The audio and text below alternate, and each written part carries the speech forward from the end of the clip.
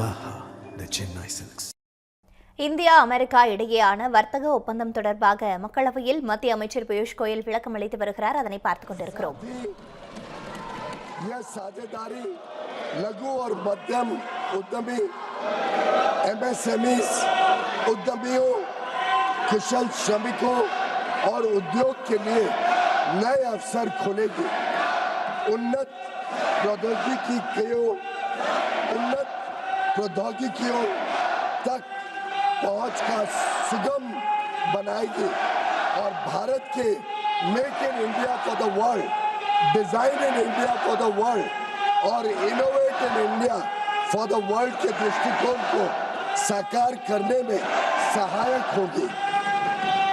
यह ऐतिहासिक ढांचागत समझौता भारत अमेरिका संबंधों को मजबूत करने और विकसित भारत 2047 की दिशा में हमारी यात्रा को आगे बढ़ाने की दिशा में एक महत्वपूर्ण कदम है और यह दुनिया के दो सबसे बड़े लोकतांत्रिक देशों के बीच मजबूत जुड़ाव को भी दर्शाता है, जो स्वाभाविक साझेदार है और साझा समृद्धि के लिए मिलकर काम कर रहे हैं। मैं माननीय सदस्यों को सूचित करना चाहता हूं कि आगे की कार्रवाई के संदर्भ में दोनों पक्ष व्यापार समझौते से संबंधित आवश्यक तकनीकी प्रक्रियाओं को पूरा करने और कागजी कार्रवाई को अंतिम रूप देने के लिए मिलकर काम करेंगे ताकि इसकी पूरी क्षमता का शीघ्रता से लाभ उठाया जा सके। समझौते की विस्तृत रूपरेखा इन प्रक्रियाओं के समापन के पश्चात तुरंत घोषित की जाएगी। माननीय सदस्यों को भारत के ऊर्जा स्रोतों से संबंधित उन मुद्दों की जानकारी होगी जो इस समझौते पर हुई चर्चाओं के दौरान उठाए गए हैं। मैं स्पष्ट करना चाहता हूं, जैसा कि सरकार ने कई बार सार्वजनिक रूप से कहा है कि 140 करोड़ भारतीयों की ऊर्जा आवश्यकताओं की सुरक्षा सुनिश्चित करना सरकार की सर्वोत्तम प्राथमिकता है। वस्तुनिष्ठ बाजार स्थितियों और बदलते अंतर्राष्ट्रीय परिदृश्यों के अनुरूप ऊर्जा स्रोतों में विविधता लाना हमारी इस कार्यनीति का मूल आधार है। भारत की सभी कार्रवाइयां इसी बात को ध्यान में रखकर की जाती है। अतः मैं माननीय सदस्यों से इन मुद्दों को समुचित दृष्टिकोण से देखने का आग्रह करता हूं। दोनों देशों के बीच भावी व्यापार अवसरों के संदर्भ में माननीय सदस्यगण इस बात को समझेंगे कि भारत और अमेरिका काफी हद तक एक दूसरे की पूरक अर्थव्यवस्थाएं हैं।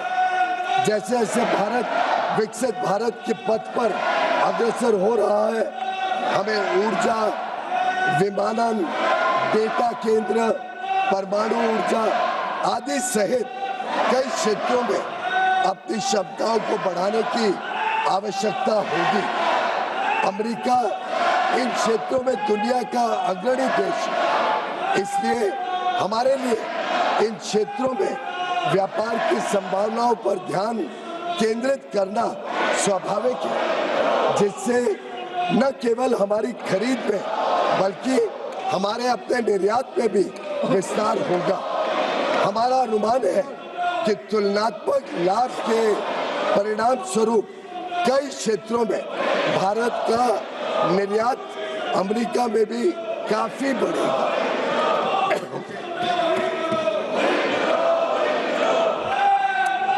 विश्व की सबसे बड़ी अर्थव्यवस्था के साथ यह ढांचागत समझौता जो आने वाले वर्षों में वैश्विक विकास और नवाचार को गति प्रदान करेगा, भारत की जनता एवं राष्ट्र के व्यापक हित में है और देश को बहुत लाभ देगा।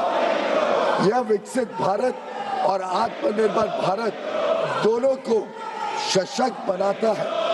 हम अपने देश के लिए माननीय प्रधानमंत्री जी के इस दृष्टिकोण को साकार करने की दिशा में निरंतर कार्य करते रहेंगे। धन्यवाद महोदय।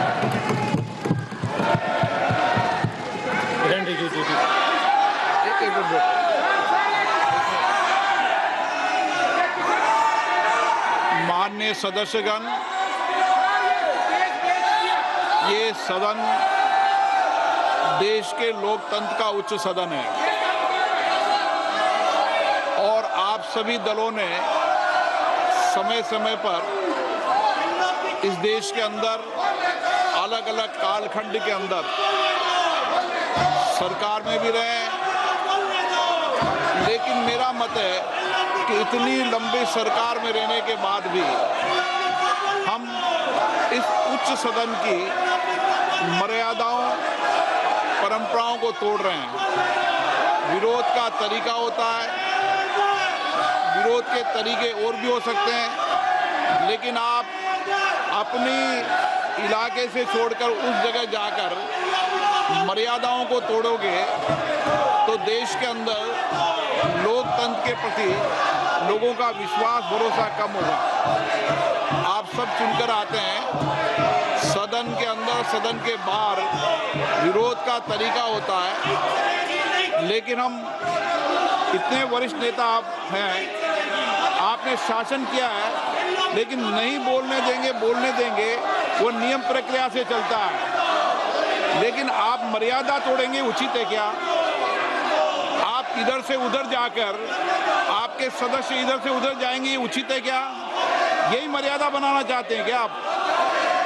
आपने इतने साल के शासन करने के बाद आपने यही परंपराएं लागू किए। आप वरिष्ठ लोग हैं, बालू जी, आप इतने सीनियर नेता हैं, ये देश में अच्छा लग रहा है कि आपको आप इधर जाकर मंत्री बोल रहे हैं, आसन पे जाके खड़े हो रहे हैं, सत्ता पक्ष की तरफ बैनर लेकर आ रहे हैं। मर्यादा पहले भी विरोध हुआ है, लेकिन मर्यादा कभी किसी ने नहीं तोड़ी। आप शासन में रहे, ये प्रतिपक्ष में रहे, तब भी विरोध हुआ है, लेकिन मर्यादाएं कभी नहीं तोड़ी। लेकिन आप जो मर्यादाएं तोड़ रहे हैं ये उचित नहीं है। आप शासन को ये मजबूर नहीं कर सकते। मैं आपसे पुनः आग्रह करता हूं, आप मर्यादा रखें, अच्छी परंपराएं रखें। विरोध का तरीका हो सकता है आपका,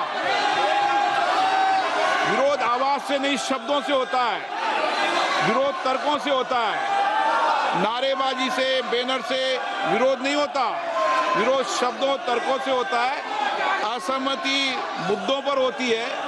वैचारिक मतभेद हैं, वैचारिक मतभेद बोलना चाहिए, ये सदन वैचारिक मतभेदों के लिए बोलने के लिए, लेकिन ये तरीका ठीक है क्या? नो। अगर आप यही तरीका अपनाना चाहते हैं तो अपनाएं। मेरा एज अध्यक्ष के नाते आपसे आग्रह रहता है, सदन से आग्रह रहता है कि सत्ता पक्ष हो चाहे प्रतिपक्ष हो, सदन की मर्यादाओं परंपराओं को बना के रखें। ये सभागृह आपका है, आप इस सभागृह का जितना अपमान करेंगे देश आपको देखेगा, और आप इस सभागृह की प्रतिष्ठा को गिराने का कृत्य कर रहे हैं। इस व्यवस्था के अंदर सदन चलाना उचित नहीं है। मैं सदन की कार्रवाई आज 2 बजे तक के लिए स्थगित करता हूं।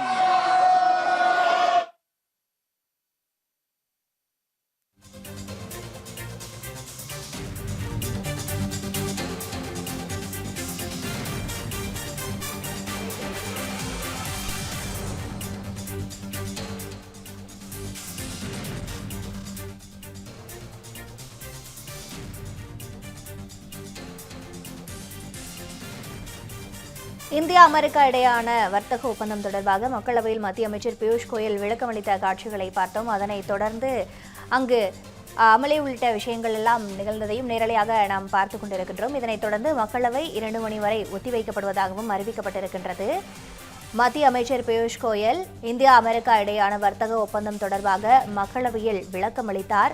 அதனைத் தொடர்ந்து சபாநாயகரின் இருக்கையின் முன்பாக உறுப்பினர்கள் அனைவரும் அங்கு அமளியில் ஈடுபட்ட காட்சிகளையும் நாம் தொடர்ந்து பார்த்தோம். அதனைத் தொடர்ந்து மக்களவை பிற்பகல் 2 மணி வரை ஒத்திவைக்கப்படுவதாக அறிவிக்கப்பட்டிருக்கின்றது. முக்கிய செய்தியாகவும் பார்த்து வருகிறோம்.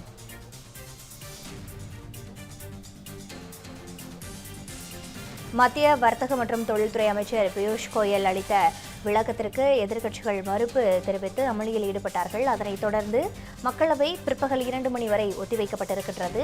அண்மை செய்தியாக பார்த்துக் கொண்டிருக்கிறோம். எதிர்க்கட்சி எம்பிக்களின் அமளியின் காரணமாக மக்களவை பிற்பகல் 2 மணி வரை ஒத்திவைக்கப்பட்டிருக்கிறது.